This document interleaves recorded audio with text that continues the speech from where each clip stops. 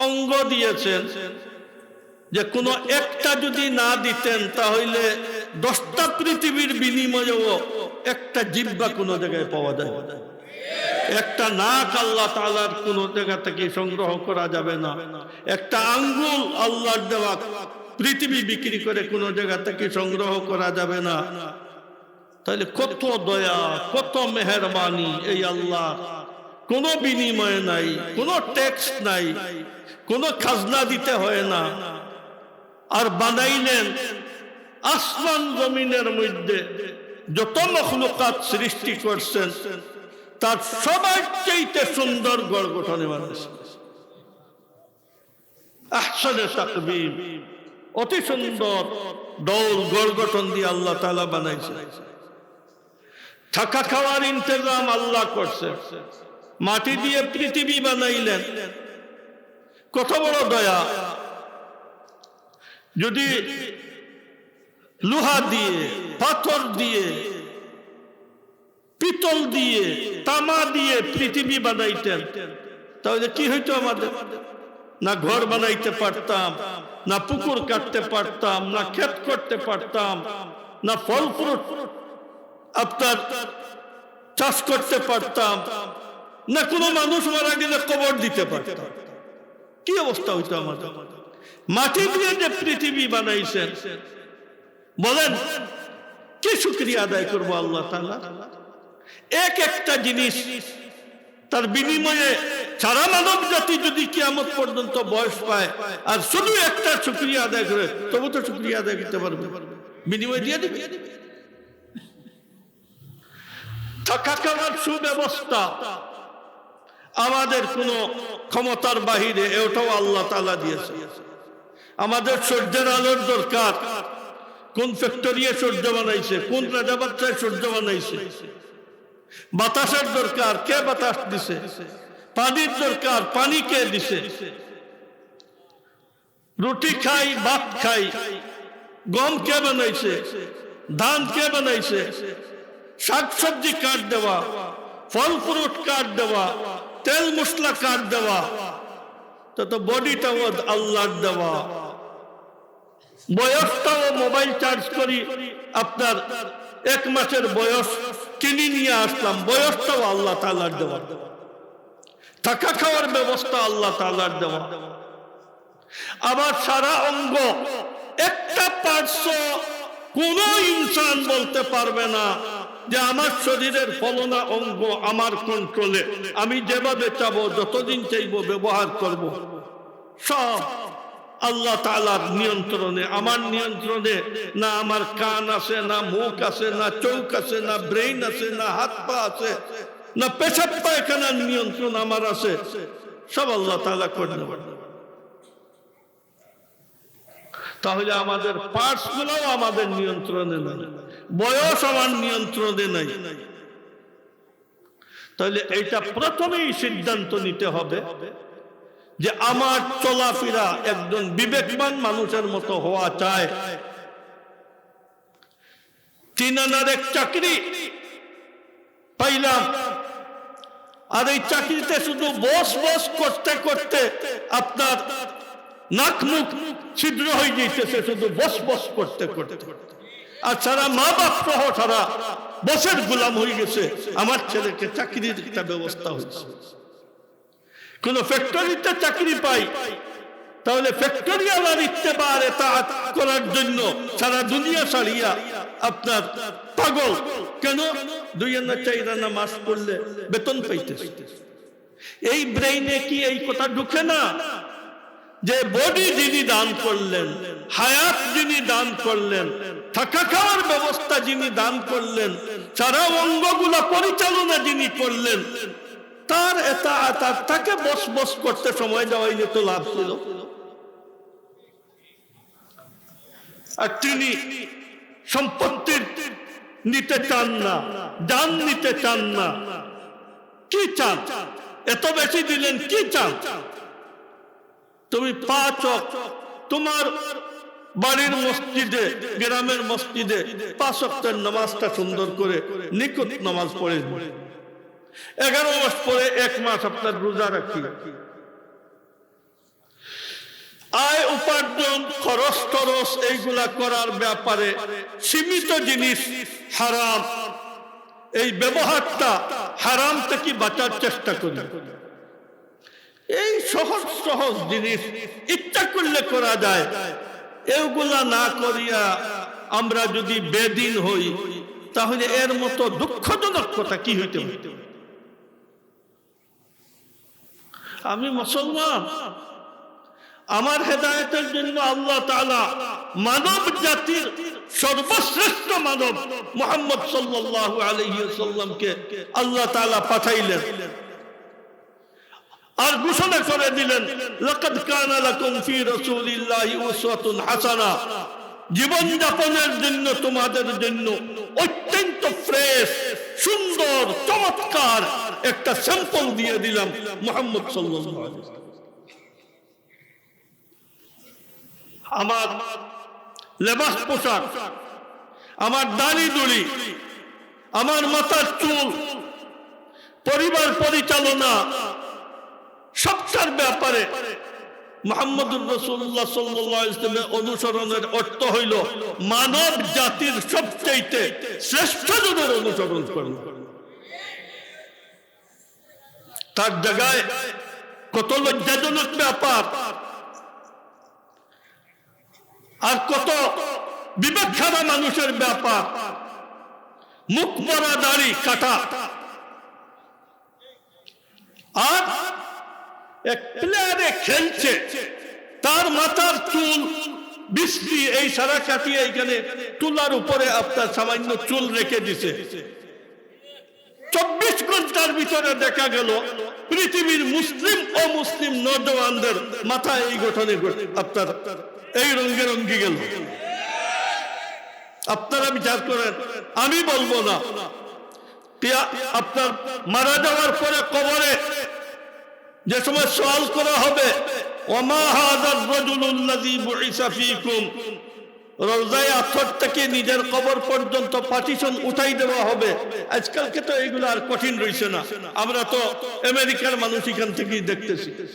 এটা আগের জমানায় এগুলা বুঝাইতে হইতো, আজকে তো বুঝানোর দরকার নাই। রাসূল সাল্লাল্লাহু আলাইহি ওয়াসাল্লামকে দেখাইয়া ফেরেশতা জিজ্ঞেস করবেন, উনি কে যাকে তোমাদের কাছে পৌঁছানো হয়েছিল, পাঠানো হয়েছিল। তখন যে মানুষের চেহারার মধ্যে রাসূল সাল্লাল্লাহু আলাইহি ওয়াসাল্লামের সুন্নত নাই, আর ওই কাফিরের অনুসরণে মাথা বাঁধাইয়া রাখছে, বলেন তো এই মানুষ কি বলতে পারবে যে ইনি আমাদের নবী? তখন বলবে, হা হা লা আদরি সামি'তুন নাস ইয়াকুলুন, শুনছি মানুষ কি যেন ওনাকে বলতো, আমিও ওইগুলা বলতাম, কিন্তু এখন মনে পড়তেছে। এরপরেই তো ফেরেশতাদের আযাব, হ্যামার দিয়ে হাতুড়ি দিয়ে মারবে, 70 গজ নিচে মাথা চলে যাবে, আবার উঠাবেন, আবার মারবেন, হাজার হাজার বছর এইভাবে চলতে চলতে। কোন বিবেক জন্ম দিলেন আল্লাহ মুহাম্মদ সাল্লাল্লাহু আলাইহি ওয়াসাল্লামের উম্মতে, সামান্য ব্রেইনে কাজ করলো না যে সর্বসেরা মানব আমাদের নবী মুহাম্মদ সাল্লাল্লাহু আলাইহি ওয়াসাল্লাম, তার অনুসরণ না করে বিদাতি কাফিরদের কৃষ্টি কালচার আপনার অনুসরণ করে করে জীবন যাপন করতেছি। কাপড় খুলি হাঁটা দরকার রাস্তায়, এত এত বড় পাগল, লঙ্গি খুলি হাঁটা দরকার। যে আল্লাহ তাআলা ব্রেন দিলেন, যে আল্লাহ তাআলা বডি দিলেন, আর রাসূল সাল্লাল্লাহু আলাইহি ওয়াসাল্লামের এক স্যাম্পল সামনে দিয়ে বললেন যে উনার মতো আপনার জিন্দেগি বানানোর চেষ্টা করো। আমি তো আর শাহজালাল হয়ে যেতে পারবো না, আমি তো আর আশরাফ আলী থানভী আর হোসেন আহমদ মদনী হব না, কিন্তু কমপক্ষ নিত্য প্রয়োজনীয় দিনগুলোর উপরে তো আমল করার দরকার ছিল। জীবনের চলাফেরায় যতক্ষণ পর্যন্ত আমাদের পরিবর্তন আসবে না আর বিবেক করে চলার চেষ্টা করব না, ততদিন পর্যন্ত ওয়াজ শুনি আপনি কি ফায়দা হাসিল করবেন? এটা ওয়াজ থেকে উঠে যাইতে আপনার সারা শরীরে জামা ঝাড়িয়ে ভাই কোনো ওয়াজ যেন ঘরে না যায়, সারা এখানে রাস্তায় দাঁড়িয়ে চলে গেল। যার কারণে কয়টা প্রোগ্রাম আপনারা অনেক তকলিফ করে 12টার উপরে বাঁচতেছে, এইখানে দিনই কথা শোনার জন্য বসছেন। আল্লাহ আপনাদেরকে জাযায়ে খায়ের দেয়। আমি শুধু কয়েকটা প্রোগ্রাম বলবো, ওয়াজ করবো না, কয়েকটা প্রোগ্রাম বলিয়া মুখতসর দোয়া করে দিব। এক প্রোগ্রাম, আমি বিশুদ্ধ নামাজ পড়ার চেষ্টা করি। বিশুদ্ধ নামাজ পড়তে হইলে কোন হুজুরের কাছে রুকু সিজদা পড়া, কোন সময় কি পড়া, 4-5টা সূরাকে বিশুদ্ধভাবে তিলাওয়াত শিখে নেওয়া, আত্তাহিয়াতু দুআ কুনুত দুরূদ শরীফ আল্লাহুম্মা ইন্নী যালামতু, বাস এইগুলা শিখে ফেললেই নামাজ হয়ে যায়। আমরা সবাই নামাজ পড়ি, কিন্তু এটা সিদ্ধান্ত নিব নামাজটা মানসম্পন্ন নামাজ পড়ার চেষ্টা করা, প্রেম ভালোবাসা নিয়ে আল্লাহর মহব্বতে ডুব দিয়ে নামাজটা পড়ার চেষ্টা করা। এক প্রোগ্রাম। 2 নম্বর প্রোগ্রাম, যত ছেলে মেয়ে এরা বড় হয়েছে এদেরকে নামাজি বানাবো, আর এদেরকে নামাজ পড়ার উপরে চাপ দিব। আর তার নামাজও বিশুদ্ধ করার জন্য কোন হুজুরকে বলবো, আর তাকে বলবো হুজুরের কাছে গিয়ে তুমি নামাজ শিখো, সূরা কিরাত শিখো। হযরত ওমর রাদিয়াল্লাহু তাআলা আনহু বলেন, বুখারী শরীফে আছে, তাফাক্কাহু ক্বাবলা আন তুসাব্বাদু, গার্ডিয়ান বনার আগে, দায়িত্বশীল, দায়িত্ব নেওয়ার আগে দিন শিখো। কেন? 2 কারণ। দায়িত্ব চালাইবা কেমনে? আগে দায়িত্ব সম্পর্কে যদি ইসলামী জ্ঞান না থাকে, কমপক্ষে আর কোন দায়িত্ব না হয়, তাহলে এক মহিলার তো দায়িত্ব আসবে আপনার কাছে। বিয়ে করার পর মহিলাকে কিভাবে চালাইতে হয়, বিবিকে কিভাবে চালাইতে হয় তা শিখতে হয়। জওয়ান ছেলে হয়ে গেল, বৈবাহিক জীবন কিভাবে চালানো এটার কিচ্ছুই জানলো না, বলদ রইল, দিয়ে দিলেন বিয়ে।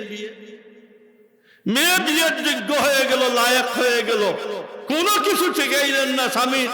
স্বামীর পরিবারে কিভাবে চলতে হয়, শ্বশুর শাশুড়ির সাথে কি আচরণ করতে হয়, দিলেন বিয়ে। আর এরপরে এখানে প্রথম মহাযুদ্ধ, দ্বিতীয় মহাযুদ্ধ লাগছে করে। কোন জায়গায় বউ মজলুম, শাশুড়ি জালিম, কোন জায়গায় শ্বশুর শাশুড়ি আপনার মজলুম, আর আপনার বউ হয়ে গেছে ঘরের রানী। মা বাপ শ্বশুর শাশুড়ি দেখতে পারে না। এটা একটা মহামারী। এই ওয়াজটা কে করবে না, আপনারাও কেউ বলবেন না ভাই আমার ঘরের বদনামটা অন্য করে কেউ না শুনুক। কয়টা ঘর খালি আছে? ওই মেয়ের মা তাবিজ পড়া, তাবিজ পানি পড়া, চিনি পড়া, এই সেই যোগান দিতেছে। আর ছেলে জামাই যদি আপনার আয় ইনকাম করে, তাহলে জামাইকে পরিবার থেকে সেপারেট করার মেহনত আরম্ভ করছে। আর বউ প্রত্যেকদিন রাত্রে আপনার স্বামীর উপরে ওহী নাজিল করতে থাকে। আজকে ননদ এই বলছে, কালকে ননলি এই বলছে, দেবর এই বলছে, এরপরে শাশুড়ি এই বলছেন। আমি কয়দিন সহ্য করবো? এই ওহী নাজিল হইছে, শেষ রাত্র পর্যন্ত শুধু ওহী নাজিল করতেছে। এই ওহী নাজিল করতে করতে আপনার এক পর্যায়ে আসলো, এখন দাদার কাছে যায়, চাচার কাছে যায়, ওই বাড়িতে যায়, গোষ্ঠীর মুরব্বীর কাছে, আমি সেপারেট হয়ে যাব, আমার পরিবার নিয়ে আমি আর ঘরে থাকা আমার সম্ভব হচ্ছে। কি হয়েছে? সারা পরিবার এক হয়ে গেছে, আমার বউকে দেখতেই পাই। বউ তো জিবরাইল আলাইহিস সালাম, কোনো খুঁত নাই। তারপরে গেল আলোক হয়ে।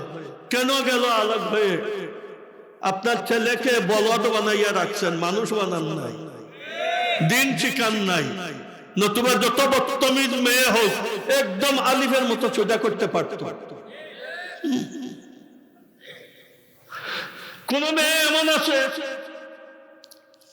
যে কখনো যৌথ পরিবার আপনার সহ্যই করতে পারবে।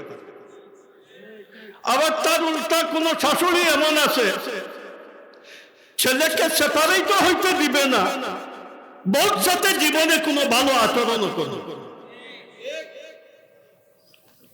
এ হাঁটো আর বসুক আর ঘুমাওক আর পাক করুক, এটা অসুবিধা, সেইটা অসুবিধা, সেইটা অসুবিধা, এক শয়তানের মতো মুসল্লতি আছে। এটা কেন? ঘরের কেউ দিন জানে না, বৈবাহিক জীবন চালানো জানে না, আওলাদ পালা, আওলাদের তরবিয়ত জানে না। এটা বিশাল এক সাবজেক্ট। দিন না জানার কারণে এক এক ফ্যামিলিতে আগুন আগুন লাগছে, এক এক ফ্যামিলি সেপারেট হইছে। কাউকে বলে না মনে মনে আপনার মা বাপে, মনে মনে, আর একা হইলে কোন কোন কোন কোন করে ছেলে যে এই করলো সেই করলো। তোমার অপরাধ, তুমি একে মানুষ বানাইছো না কেন? দিন শিখাইছো না কেন? এই তো দুনিয়ার লঞ্চনা, মারা যাওয়ার পরে আরো পাবে লঞ্চনা। এই কারণে 2 নম্বর কাজ, প্রত্যেক মেয়েকে, প্রত্যেক ছেলেকে বিশুদ্ধ তিলাওয়াত শিখাও। বিশুদ্ধ তিলাওয়াত শিখাইতে পারি, আর ওযু গোসল শিখাইতে পারি, নামাজ শিখাইতে পারি, জরুরি মসলা মাসাইল শিখাইতে পারি। আর মেয়ে সামান্য বড় হইলে হুজুর দিয়ে বৈবাহিক জীবন কেমন এটা শিখাইতে হবে। ছেলেকে বৈবাহিক জীবন কেমন, কার কি হক, কাকে কিভাবে, কার সাথে কি আচরণ করতে হয়, এইগুলা শিখাইতে হবে। যদি আমরা এটা শিখাই তাহলে আওলাদের খিদমত পাবো মৌত পর্যন্ত। তার বউর দিকেও তাকাবে না, তার আওলাদের দিকে তাকাবে না, আমার মা বাপ আগে। তাহলে তিলাওয়াত ভালো শিখনেওয়ালা মানুষ কোনোদিন মস্তানি করে না। জেনারেল লাইনে পড়াইলে দেশের খাদিম হবে, সেবক হবে। দেশের টাকা লুট করি আওয়ামী লীগের মতো বিদেশে পাচার করবে, নির্দোষ মানুষকে কেস লাগাইয়া জেলে দিবে না। এরা করে কারা? যারা ছোটবেলা থেকে দিন ইসলামের সাথে কোনো সম্পর্ক ছিল। আর আওয়ামী লীগের প্রায় মানুষ বখাটে মানুষ, এইগুলা কোনো সভ্য মানুষও না। তাহলে প্রোগ্রাম ভাই কয়টা বললাম? 2টা। একটা হইল নিজে নিখুঁত নামাজ পড়ার চেষ্টা করব। 2 নম্বর হইল ছেলেকে মেয়েকে বিশুদ্ধ তিলাওয়াত শিখাবো, মসলা মাসাইল শিখাবো। 2 প্রোগ্রাম। আরো আছে 2টা, খুব সহজ, শুধু ইরাদা করলে হয়, লাভের সীমা নেই। এটা হইল, এটা আপনাদের উপরে জরুরি। কেন জরুরি? এখন যারা মহল্লা চালাইতেছে এনাদের মধ্যে যতটুকু দিনদারি আছে, পরবর্তী জেনারেশনের মধ্যে এতটুকু দিনদারি থাকবে না।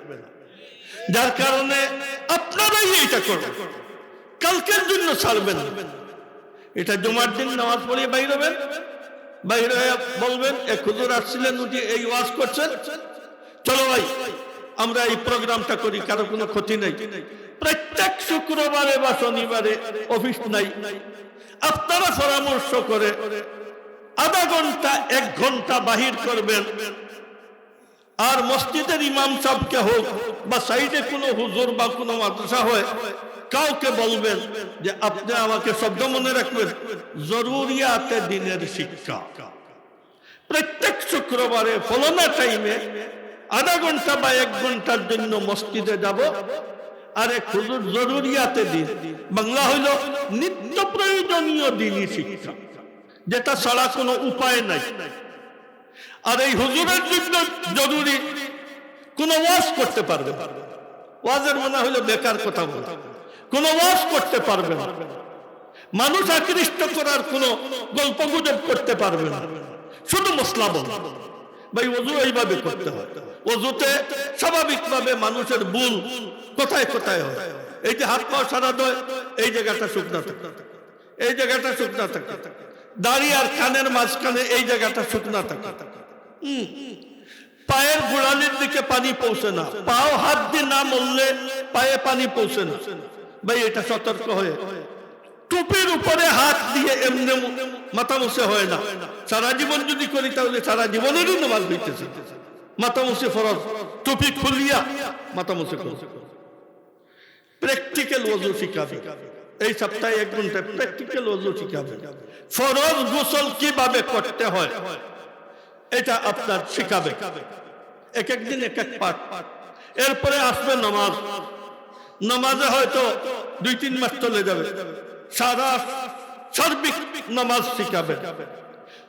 নামাজ শিখাইয়া আপনাদের এরপরে আরম্ভ হবে পারিবারিক জীবন। পারিবারিক জীবনের বিভিন্ন চ্যাপ্টার, মা বাপের সাথে এক চ্যাপ্টার, আওলাদের সাথে এক চ্যাপ্টার, পুরুষের বিবি চালানোর এক চ্যাপ্টার, বিবিয়া অন্যের ঘরে গিয়ে জীবন যাপনের চ্যাপ্টার।